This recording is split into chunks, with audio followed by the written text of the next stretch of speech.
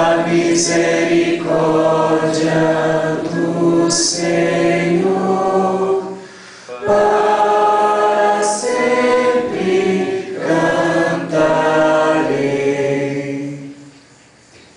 Eu ouvi vossa amada mensagem, ó Senhor, e enchi-me de temor.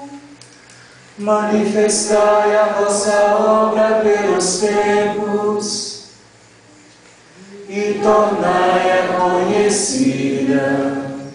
Ó Senhor, mesmo na colera, lembrai-vos de ter misericórdia.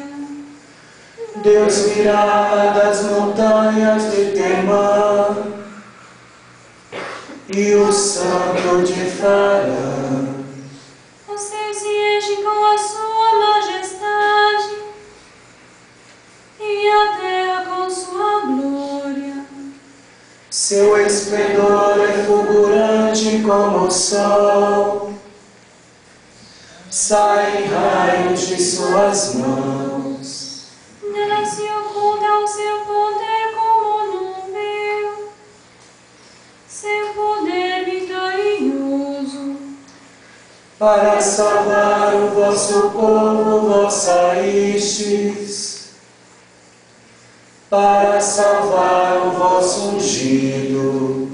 E lançastes pelo mar os seus cavalos no turbilhão das grandes águas.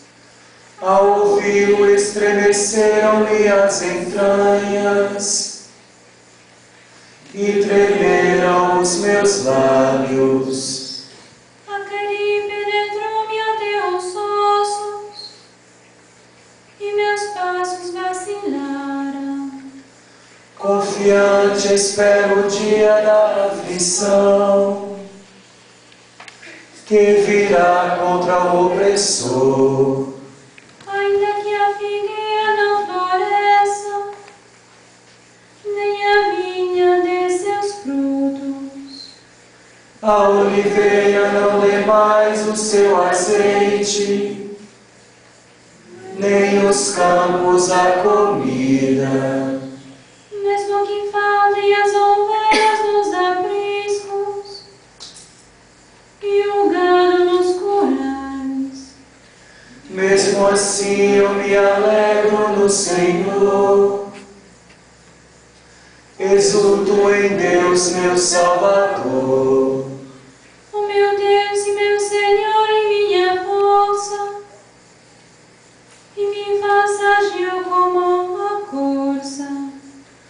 Para as alturas me conduz com segurança,